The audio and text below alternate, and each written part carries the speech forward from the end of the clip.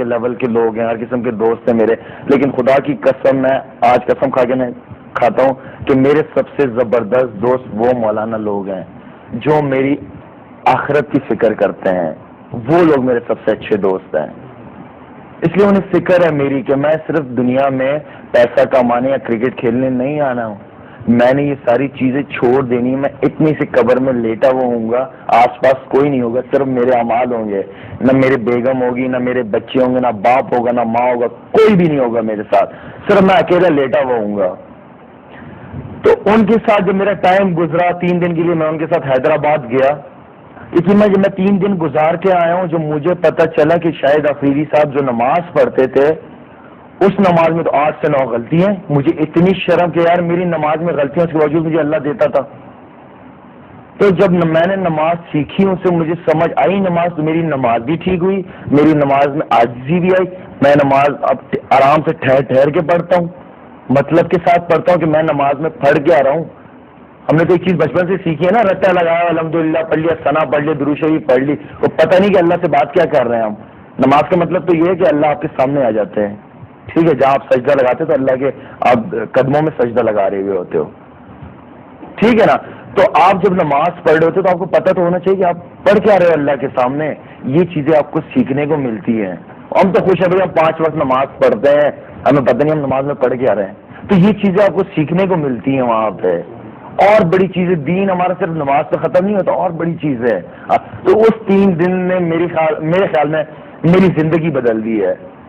نہ میری کوئی خواہشات ہے اب, ٹھیک ہے نا, اللہ نے میری خواہشات ہی مار دی. میرے دل میں کوئی خواہش ہی آتی ہے نہ, جب خدا کی قسم میری خواہش اللہ ویسی پوری کر دیتا ہے.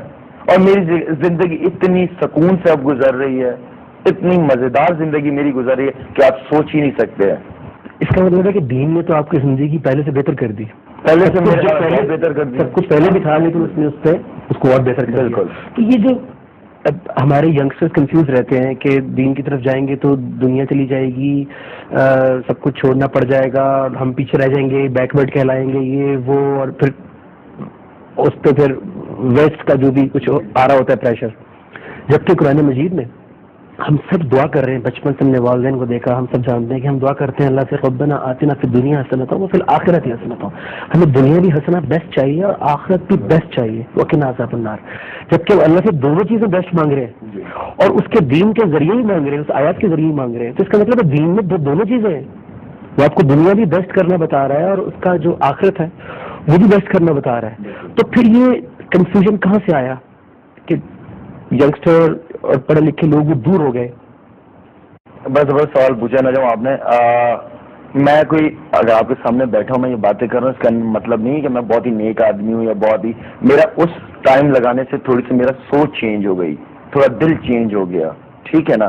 اب اگر مجھ سے کوئی گناہ ہوتا بھی ہے تو مجھے بہت زیادہ افسوس ہوتا ہے کہ مجھ سے ہوا کیوں. پہلے تو افسوس ہی نہیں ہوتا تھا, پہلے تو انجوائے کرتے تھے اس چیز کو. اب افسوس ہوتا ہے. گناہ کرتے وقت جاتے ہیں تو گناہ اللہ کسی نہ کوئی بات آپ کے دل میں ڈال دیتا ہے تو آپ گناہ سے پیچھے ہو جاتے ہیں. میں یہ نہیں کہہ رہا کہ میں بہت زیادہ بزرگ ہوں, لیکن ایک بات بتا رہا ہوں جو میری زندگی میں تھوڑا سا فرق آیا ہے.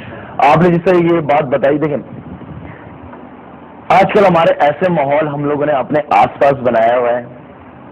کوئی بھی والدین دیکھ لیں آپ, ابھی بچہ پروسیس میں ہے, ٹھیک ہے نا. باپ کیا چاہ رہا ہے, بیٹی ہو.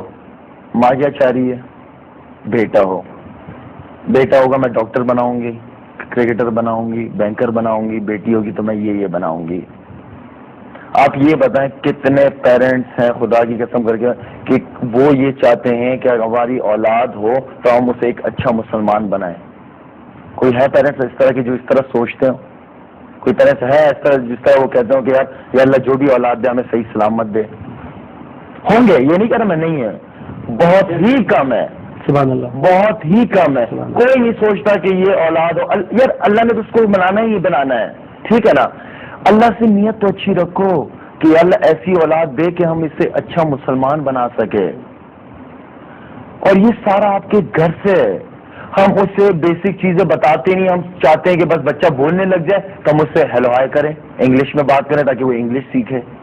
یار انگلش سیکھ لے گا وہ, لیکن جو بیسک چیز ہے نماز, کلمے کا مطلب, جب تک ہم یہ چیزیں بچے کے ذہن میں شروع سے نہیں ڈالیں گے وہ ایک اچھا کیریکٹر, ایک اچھا وہ نہیں بن سکتا. نہ وہ اچھا اولاد بن سکتی ہے. اگر اس کے ذہن میں شروع سے ہم نے ڈاکٹری کا اور دوسری چیزیں ہیلو ہائے کے چکروں میں اس کو پڑھوا دیا نا تو وہ اچھی اولاد نہیں بن سکتا. تو اس کا مطلب ہے دین جو ہے وہ کیریکٹر بلڈنگ کے لیے ایک پورا ماحول دیتا ہے. بالکل. جو گھر سے شروع ہوتا ہے، جس میں والدین بھی ہوتے ہیں، ایک سوچ دیتا ہے. بالکل. اور آپ کی ماشاءاللہ مجھے بڑی خوشی ہو رہی ہے کہ، اور ہمارے ناظرین بھی بہت خوش ہو رہے ہوں گے، آپ کی جو سوچ ہے وہ جو غور و فکر ہے اس کے اوپر میں قرآن مجید سے ایک حوالہ کوٹ کرنا چاہوں گا.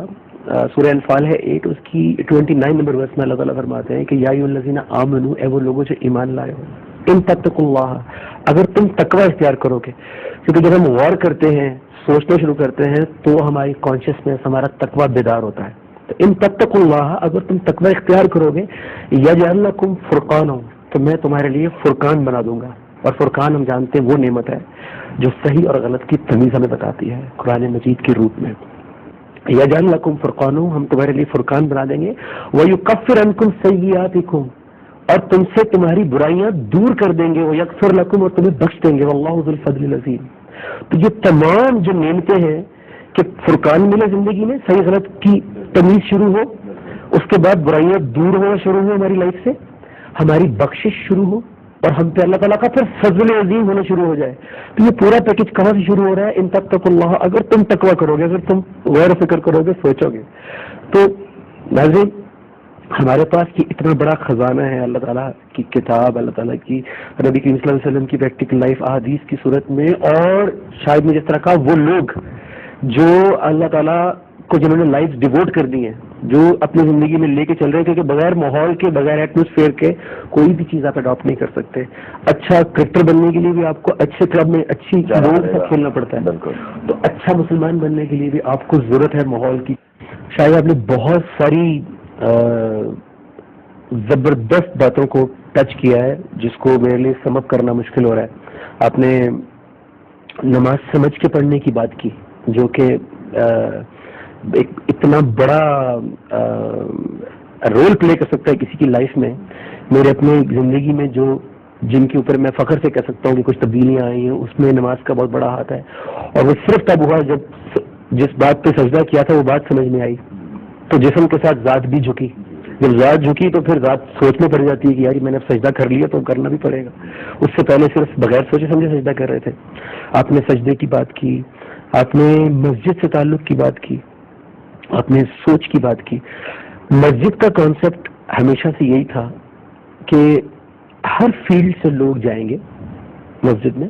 کیونکہ جب میں اکیلا پڑھتا ہوں نماز تو میری لمیٹیشنز ہیں، مجھے چند آیات یاد ہیں، چند سورتیں یاد ہیں، ٹھیک ہے، میں حافظ نہیں ہوں، بہت سارے لوگ حافظ نہیں ہوتے، اور مجھے اپنی زندگی سے کچھ آیات کی روح مل چکی ہے جس کو میں اپنی نماز میں پڑھتا ہوں، اس کو مینٹین کرنے کی کوشش کرتا ہوں. لیکن مجھے آگے بھی بڑھنا ہے.